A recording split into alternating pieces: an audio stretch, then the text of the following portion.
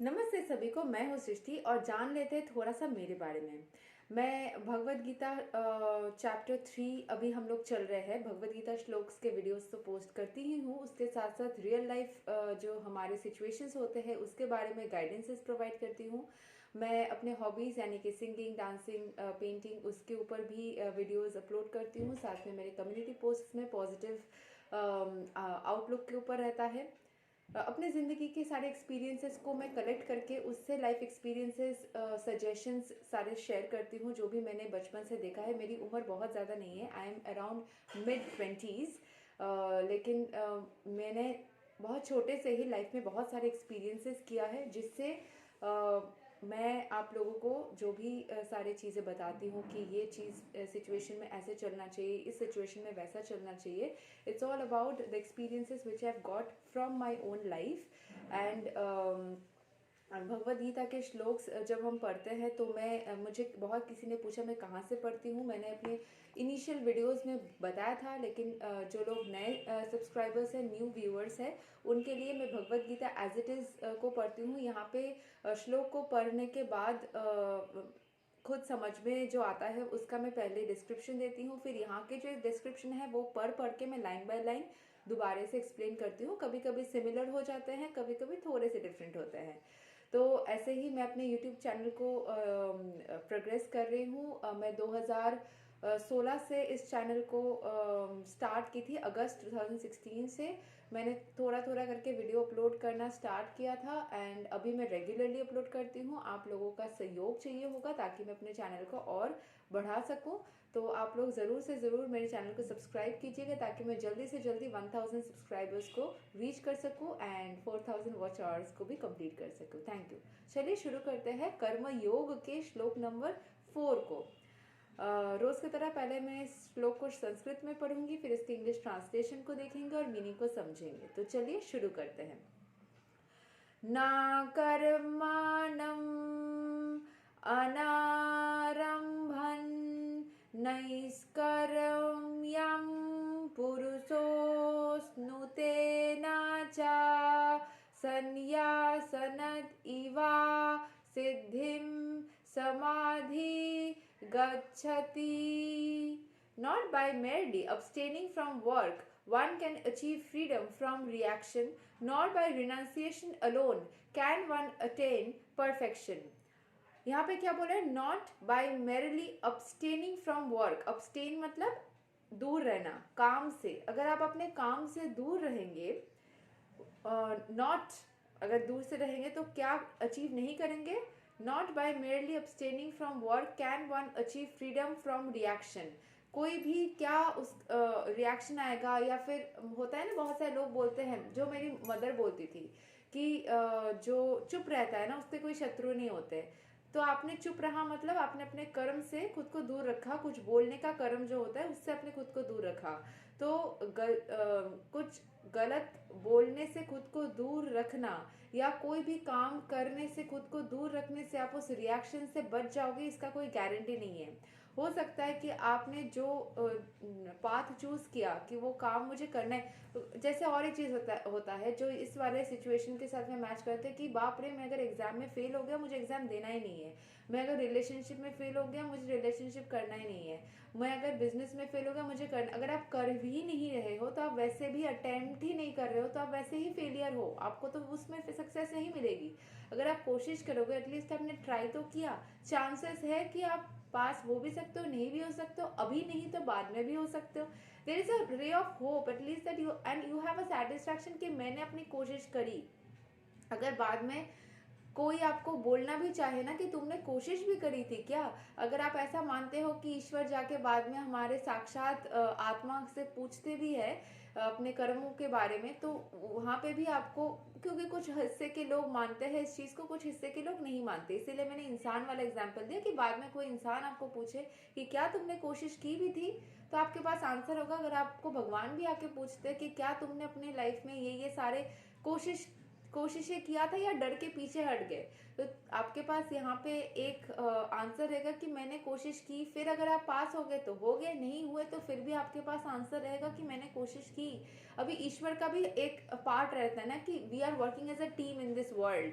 अगर मैं एक इंसान हूँ तो मैं अगर part and parcel of the lord हूँ, तो उस एंटायर लॉर्ड का भी एक, या every part of the universe में जो लिविंग थिंग्स है उसमें अगर part and parcels of lord है, तो उनके जरिए या किसी भी जरिए ईश्वर का भी एक रिस्पॉन्सिबिलिटी रहता है to make us win, to make us successful, to make the righteous karma और righteous of all win in every situation. वो उनका भी एक हाथ रहता है, सारा ठेका हमने लेके नहीं रखा है। हमें अपना पार्ट ऑफ कर्मा लेकिन करना है, वो अपना पार्ट ऑफ कर्मा करेंगे। We are both a team, वो अपना करेंगे, हम अपना करेंगे। अगर हम अपना ही नहीं करेंगे डर के वजह से कि हाँ कुछ गड़बड़ ना हो जाए, उससे अगर हम पीछे हट जाएंगे तो वो अपना काम करेंगे कैसे? पहला स्टेप हमें लेना है, उनको फिनिशिंग टच देना है, ऐसे ही चलना है। और कभी कभी वो हमें अपॉर्चुनिटीज, ईश्वर हमें अपॉर्चुनिटीज देंगे या डिफरेंट सोर्सेस ऑफ यूनिवर्स के थ्रू वो हमें अपॉर्चुनिटीज देंगे, हमें उसको क्रैक करना है। इस तरीके से चीजें चलेंगी। Not by renunciation alone can one attain perfection. Renunciation मतलब सब कुछ छोड़ छाड़ के चले जाना, साधु संत बन जाना, सब कुछ छोड़ देना। मतलब ये जो भगवत गीता है ना, ये हमेशा आपको अपने प्रोफेशन, अपने काम, अपने मटेरियलिस्टिक लाइफ के प्रति और अच्छे से जुड़ने को सिखाता है। सब कुछ छोड़ छाड़ के चले जाने को कभी नहीं सिखाता है। इसीलिए बोला जाता है भगवत गीता कर्मरत रहने या बहुत ही छोटी उम्र में ही पढ़ना चाहिए, ताकि बाद में, क्योंकि ये चीज़ ना पूरी तरीके से प्रोफेशन के साथ में और अच्छे से जुड़ने को सिखाता है। जब आप सब कुछ खत्म हो गया उस टाइम पढ़ के आपको कोई फायदा नहीं होगा शायद, क्योंकि तब तो आप रेस्ट लेना चाहोगे। तो आपको रिग्रेट होगा कि मैंने जिंदगी में ये गलतियां की और ये मैंने क्यों करी, ये मैंने तब क्यों नहीं सुधारा, या तब मैंने क्यों ये नहीं पढ़ी। तो यंग एज से ही इसको सुधारने के चांसेस है। मैं भी लाइफ में हर जगह पे सक्सेसफुल नहीं होती हूँ। मैं इसीलिए बोलती हूँ ना कि मुझे बहुत छोटी उम्र से I am grateful to God. कहीं ना कहीं अगर ये सोल कंसेप्ट रहता है, maybe I am a very old soul. इस उम्र में शायद मेरा 25-26 साल उम्र हो रहा है, लेकिन शायद मेरा जो सोल है ना वो शायद बहुत ओल्ड सोल हो सकता है, क्योंकि मुझे ऐसी फीलिंग आती है। बहुत सारी एक्सपीरियंसेस इतने बचपन से मुझे मिले हैं और उससे जो मैंने स्टडी करके आउटकम निकालने की कोशिश की है, कुछ कर पाई, कुछ नहीं कर पाई हूँ, और कुछ करने के प्रोसेस में हूँ, शायद कर ही लूंगी। कहीं ना कहीं इच्छा है तो उपाय मिल ही जाता है। Where there is a will there is a way, बोला जाता है ना। तो लाइफ एक्सपीरियंसेस जो होते हैं ना वो हमें कहीं ना कहीं सिखाते रहते हैं कि हमें क्या करना चाहिए, क्या नहीं करना चाहिए। मैं भी जैसे बोल रही थी, बहुत सारे फेलियर्स हो रहे हैं। सबसे बड़ा फेलियर्स मुझे शायद कहीं ना कहीं रिश्तों में होते रहते हैं। शायद मैं रिश्तों को संभालने में अभी भी सीख रही हूँ। किसी भी तरीके का रिश्ता हो, चाहे वो किसी इंसान के साथ में हो, फैमिली मेम्बर्स के साथ में, मैं कोशिश करती हूँ। मुझे नहीं पता कि मैं कर पाती हूँ कि नहीं, मैं इमोशनल हो सकती हूँ इसमें थोड़ा सा। लेकिन हाँ, शायद दोस्ती में हो या फिर रिश्तेदारी में हो या फिर प्यार में हो या कुछ भी हो, मैं कोशिश करती हूँ। लेकिन इसका मतलब ये नहीं कि आप गलती हो जाएगा, रिएक्शन हो जाएगा, उसके वजह से आप पीछे ही हट जाओगे। कोशिश करो, उसके बाद जब आपको लगता है दिस इज इट, आप रुक जाओ। बाकी काम अभी उस तरह से उस ईश्वर का भी है। यहाँ के एक्सप्लेनेशन को देख लेते हैं। The renounced order of life can be accepted when one has been purified by the discharge of the prescribed forms of duties which are laid down just to purify the hearts of materialistic men. तो renounced order of life, renounced order of life मतलब जिसने अपने सारे अपने काम काज से खुद को रिनाउंस, रिटायर कर लिया है, कैन बी एक्सेप्टेड, तभी आप एक्सेप्ट कर सकते हो when one has been purified, जब वो पवित्र हो चुका है, by the discharge of the prescribed forms of duties, जब उसने अपने सारे काम काज को पूरा कर लिया है, उसी टाइम पे वो रिटायर ले सकता है। जब आप काम कर रहे हो, आपकी ज़रूरत है दुनिया को, लोगों को, आप को और ज़्यादा आपके अंदर पोटेंशियल है, आप और दे सकते हो, उस टाइम पे आप चीज़ों को नहीं छोड़ सकते हो, क्योंकि दैट इज़ नॉट राइट। आप बीच में से अपने काम को छोड़ के नहीं जा सकते हो बीच में। इसीलिए सुइसाइड करना गलत है, आत्महत्या करना गलत है, क्योंकि आप खुद को बीच में से मार नहीं सकते हो। जब आपकी मृत्यु होनी होगी वो अपने आप हो जाएगी, चाहे किसी मतलब नेचुरली जो डेथ होते हैं ना, किसी भी तरीके से वो हो सकती है, लेकिन आप खुद वो चीज़ छोड़ के नहीं जा सकते हो। That is a wrong Karma. फिर आपको उसकी भरपाई, जितना आपने शायद आपको और भी ज़्यादा काम करना बाकी था, आप उसको छोड़ के चले गए, फिर बाद में किसी जन्म में ना उसको सूद समेत आपको करना होगा, तब आपको हेक्टिक भी फील हो सकता है, आपको प्रेशराइज भी हो सकता है और आप उससे निकल भी नहीं सकते हो, वैसा ट्रैप वाला फीलिंग आ सकती है, क्योंकि आप दुनिया के साथ और खुद के साथ गलती नहीं कर सकते हो। सिर्फ खुद के साथ और सबके साथ अच्छाई करने की कोशिश में लगे रहो, फिर फाइनली अच्छा हो ही जाएगा। Without purification, one cannot attain success by abruptly adopting the fourth order of life, संन्यासा। बीच में से, जैसे मैंने बोला, बीच में से संन्यास नहीं ले सकते हो। सारे जो काम काज है ना, जो ऑर्डर्स ऑफ लाइफ है, आपको पूरा करना होगा। बहुत सारे लोग बहुत यंग एज में मॉन्क बन जाते हैं, लेकिन भगवत गीता इसके अगेंस्ट में बात कर रही है। वो लोग कृष्ण नाम ही करते हैं, लेकिन यहाँ पे कहीं ना कहीं बोला जाता है कि आप लाइफ में कभी भी सक्सेस अटेम्प्ट नहीं कर सकते हो अगर आपने सारे 4 ऑर्डर्स ऑफ लाइफ को पूरा बिना किए ही आप संन्यास ले लिए। ये गलत होगा। मतलब संन्यास लेने के साथ साथ अगर आप कर्मरत भी रहते हो, लोगों की इच्छाएं भी करते हो, तब भी ठीक है। ज़रूरी नहीं है कि आपको विवाह वाले क्षेत्र में इन्वॉल्व होना ही पड़ेगा, लेकिन वो 4 ऑर्डर्स ऑफ लाइफ एक ह्यूमन साइकिल ऑफ लाइफ को पूरा करता है। कहीं ना कहीं ईश्वर ने हमें वैसे ही डिज़ाइन किया हुआ है, और बाकी तो आपके भाग्य, आपकी इच्छाएं और ईश्वर की साथ सब कुछ के ऊपर ही डिपेंड करेगा। According to the empirical philosophers, simply by adopting sannyasa or retiring from the fruitive activities, one at once becomes as good as Narayana. But Lord Krishna does not approve this principle.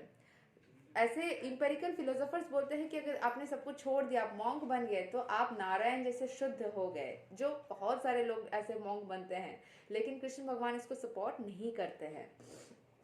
सुन लीजिए, monk बनने वाले सारे लोग, जो हमारे बहुत ही famous monk group है ना, जो सारे दुनिया में फेमस तरीके से प्रसिद्ध है, सबके अंदर ज्ञान बांट रहे हैं, वो सही नहीं है, यही बोला जा रहा है। शायद आप लोग कर्मरत हो, इसीलिए बच जा रहे हो किसी तरीके से।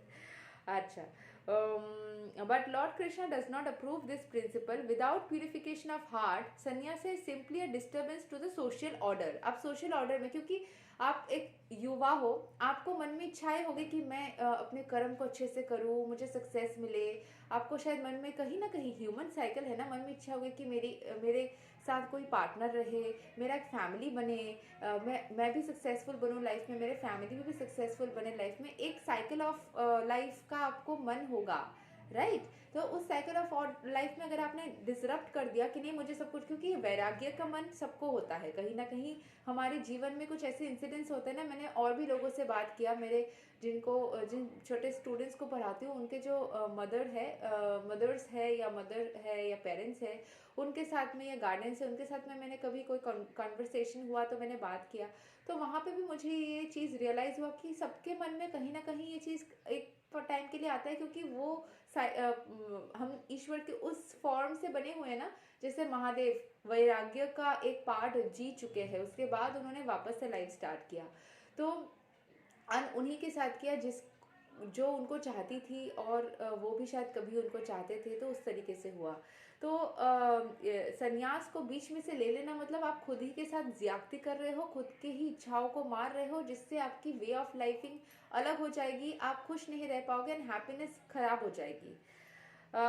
On the other hand, if someone takes to the transcendental service of the Lord even without discharging his prescribed duties, whatever he may be able to advance in the cause is accepted by the Lord. लेकिन अगर वो ईश्वर को spiritual बन जाता है, ईश्वर को अपने काम काज को करते हुए याद करता है ना, तो even without discharging his prescribe duties, मतलब बिना छोड़े अपने प्रेस्क्राइब ड्यूटीज को, whatever he may be able to advance, जितना भी उससे हो सकता है, उसको ही ईश्वर बहुत ही खुशी से एक्सेप्ट करते हैं, क्योंकि उसने कोशिश तो की, थोड़ा सा भी कि आपने एक बार भी अपने ईश्वर को याद किया, एक बार भी इस क्रिएटर को एक दिन में एक बार के लिए भी थैंक यू कहा कि थैंक यू, आपने मुझे जिंदा रखा, थैंक यू, मेरे पास सब कुछ है। हाँ, शिकायतें हम कर सकते हैं, क्योंकि अपनों से ही तो शिकायतें होती है ना, कि आपने मेरे साथ ऐसा किया। जैसे मैं कभी कभी ईश्वर को बोलती हूँ कि आप मुझे फील नहीं करते हो, आप मेरे दुखों को नहीं समझते हो क्या? ऐसे बात हो जाती है। हमेशा हम एक ही नहीं बन सकते ना, कि हाँ आप बहुत अच्छे अच्छा बुरा दोनों ही part and parcel of a रिश्ता होता है। तो अगर हम कभी बोल देते हैं कि हाँ आप बहुत अच्छे हो, कभी बोल भी सकते हैं कि आपने ऐसा किया, बट वो जो ग्रैटिट्यूड रहता है ना, वो चीज़ रहना भी ज़रूरी है, क्योंकि अल्टीमेटली हम जो सांसें ले रहे हैं वो कहीं ना कहीं तो इस अर्थ के वजह से, ये बॉडी के वजह से, इन सब के वजह से ही हो रही है ना। वो हम भी टेक केयर कर रहे हैं, ऑक्सीजन की अवेलेबिलिटी भी अर्थ में है, वो कहीं ना कहीं मिराकल तो है एक तरीके से, कोई फोर्स तो इसको बना के रखी है ना, तो उस फोर्स को ही थैंक यू कह देते हैं। ऐसे शिकायत तो हम अपने पेरेंट्स से भी करते हैं, वो हमारे लिए अच्छा भी करते हैं, कभी उनके साथ झगड़ा भी होता है, बुरा भी लगता है तो उनके साथ भी करते हैं, लेकिन हम अपने पेरेंट्स के प्रति फिर भी प्यार रखते हैं ना मन में। तो उस तरीके से स्वल्पम् ऐक्य अस्या धर्मस्य त्रयते Mahato भयत्। Even a slight performance of such a principle enables one to overcome great difficulties. थोड़ा सा भी कोशिश करेंगे ना आप, थोड़ा सा भी ईश्वर के प्रति जाएंगे, तो बड़े बड़े जो मुश्किलात है ना, वो आराम से दूर हो जाएंगे बहुत ही आसानी से। थोड़ा सा खुद को ग्रैटिट्यूड उस एनर्जी के प्रति जिसने ऑक्सीजन प्रोवाइड की, जिसने सन एंड मून का साइकिल्स बनाया, जिसने पूरे यूनिवर्स में प्लैनेट्स को बनाया, ये सब किसी न किसी फोर्स से आई है ना, तो उस फोर्स को ही थैंक यू कह देते हैं।